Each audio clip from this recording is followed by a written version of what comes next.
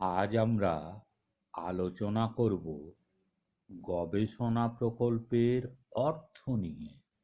আজ আমরা আলোচনা করব গবেষণা প্রকল্পের অর্থ নিয়ে। এর ইংরেজি হচ্ছে meaning of research hypothesis. Meaning of research hypothesis অর্থাৎ গবেষণা প্রকল্পের অর্থ। গবেষণা বা বিজ্ঞানমূলক প্রকল্প বলতে বোঝায় একটি প্রথাগত ইতিবাচক বক্তব্য যা কোনো গবেষণা সম্পর্কে ভবিষ্যদ্বাণী করে। গবেষণা বা বিজ্ঞানমূলক প্রকল্প বলতে বোঝায় একটি প্রথাগত ইতিবাচক বক্তব্য যা কোনো গবেষণা সম্পর্কে ভবিষ্যদ্বাণী করে। এখানে দুই বা অধিক চলের মধ্যে সম্পর্ক সাময়িকভাবে ব্যক্ত হয়। এখানে দুই বা অধিক চলের মধ্যে সম্পর্ক সাময়িকভাবে ব্যক্ত হয়।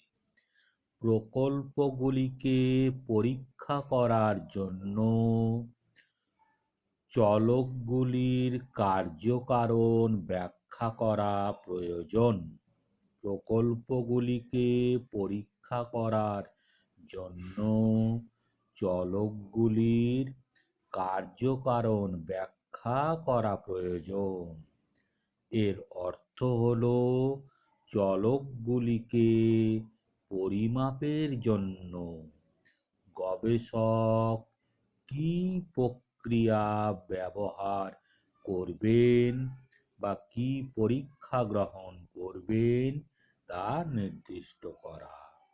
এর অর্থ হল চলকগুলিকে পরিমাপের জন্য গবেষক কী প্রক্রিয়া ব্যবহার করবেন বা কী পরীক্ষা গ্রহণ করবেন তা নির্দিষ্ট করা।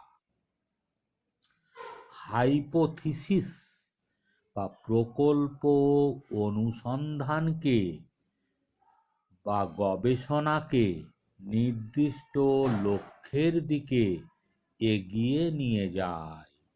হাইপোথিসিস বা প্রকল্প অনুসন্ধানকে বা গবেষণাকে নির্দিষ্ট লক্ষ্যের দিকে এগিয়ে নিয়ে যায়। যেমন কয়েক বছর ধরে হার্ট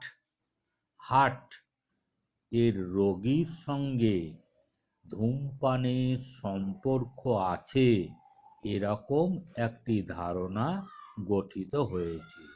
যেমন কয়েক বছর ধরে হার্টের রোগীর সঙ্গে ধূমপানের সম্পর্ক আছে এরকম একটি ধারণা গঠিত হয়েছে।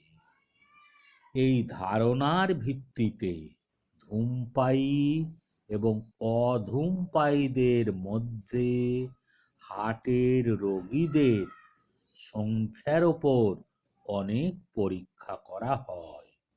এই ধারণার ভিত্তিতে ধূমপায়ী এবং অধূমপায়ীদের মধ্যে হার্টের রোগীদের সংখ্যার ওপর অনেক পরীক্ষা করা হয়।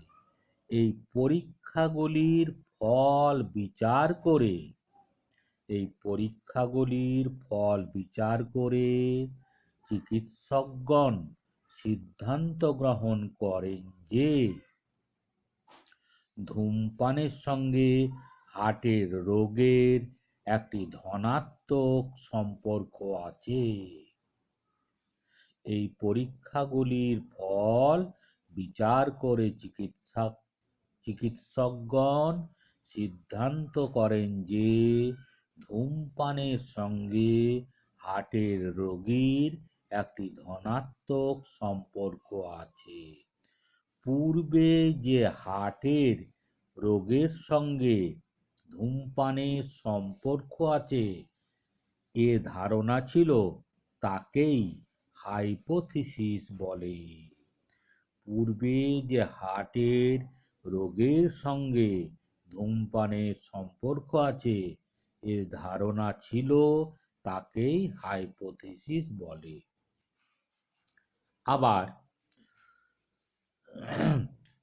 পূর্ব অভিজ্ঞতা থেকে আমরা জানি শিখনে সবিরাম পদ্ধতি অবিরাম পদ্ধতি অপেক্ষা কার্যকরী।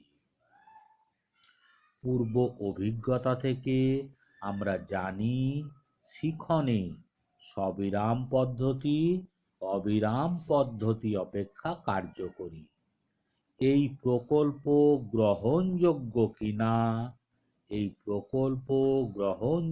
কিনা তা স্থির করতে হবে। এই প্রকল্প গ্রহণযোগ্য কিনা তা স্থির করতে হবে। এখানে প্রথমে যে কাজটি করতে হলো সবিরাম পদ্ধতি ও অবিরাম পদ্ধতিকে ব্যাখ্যা করা। এখানে প্রথমে যে কাজটি করতে হবে তা হলো সবিরাম পদ্ধতি ও অবিরাম পদ্ধতিকে ব্যাখ্যা করা। এরপর দুদল সদৃশ ছাত্রদের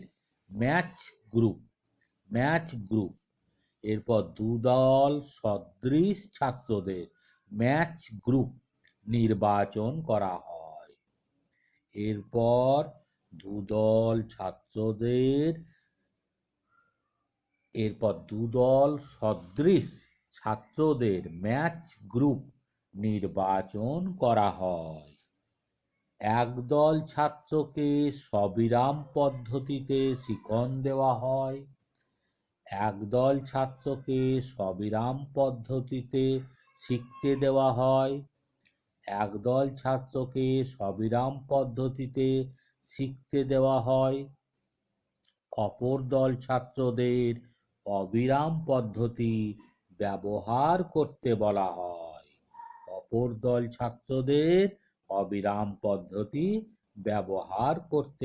হয়। কিছু সময় পরে উভয় দলের পারদর্শিতার পরিমাপ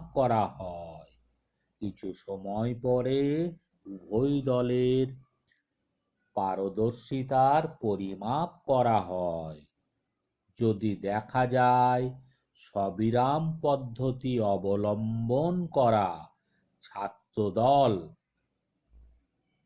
অবিরাম পদ্ধতি অবলম্বন করা ছাত্রদল অপেক্ষা ভালো ফল করেছে, তাহলে প্রকল্পটি গৃহীত হলো। কিছু সময় পরে উভয় দলের পারদর্শিতার পরিমাপ করা হয়। যদি দেখা যায় সবিরাম পদ্ধতি অবলম্বন করা ছাত্রদল অবিরাম পদ্ধতি অবলম্বন করা ছাত্রদল অপেক্ষা ভালো ফল করেছে, তাহলে প্রকল্পটি গৃহীত হলো। আর না হলে প্রকল্পটি বাতিল হলো।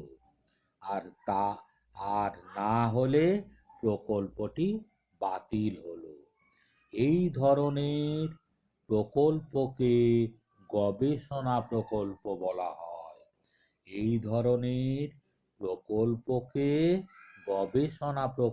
বলা হয়।